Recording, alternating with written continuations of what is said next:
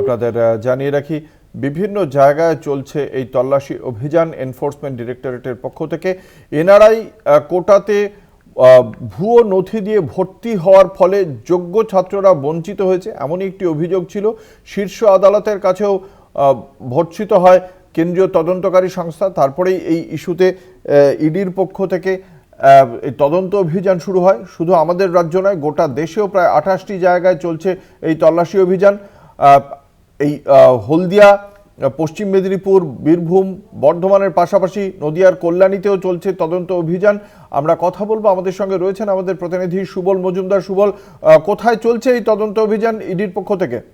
দেখো, ইডির পক্ষ থেকে কল্যাণী এবং কল্যাণীর যিনি বাসিন্দা তার যে মেডিকেল কলেজ JMN সেটা চাকদাতে সেই মেডিকেল কলেজ রয়েছে, চাকদায় পাঁচপোতায়, একযোগে দু জায়গায়, মানে তার সেই মেডিকেল কলেজেও যেমন একটা টিম ইডির সেখানে তল্লাশি চালাচ্ছে, পাশাপাশি তার আবাসিক তিনি কল্যাণী এটুর বাসিন্দা, সেই আবাসনেও কিন্তু আধিকারিকদের 3 জন এবং 6 জন কেন্দ্রীয় জওয়ান বাইরে মোতায়েন রয়েছে, ভেতরে তারা তল্লাশি চালাচ্ছে।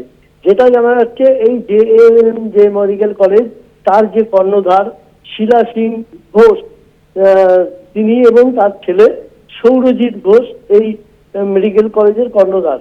তাদের বাড়িতেই তাদের যে A2 কল্যাণী এ ব্লকে A2 যে আবাসন, সেই আবাসনে সকালবেলায় কিন্তু হাজির হয়েছে ইডির আধিকারিকরা, সঙ্গে নিয়ে কেন্দ্রীয় দল। তারা কিন্তু এখনো পর্যন্ত সেখানে রয়েছেন ভেতরে এবং তল্লাশি করছে।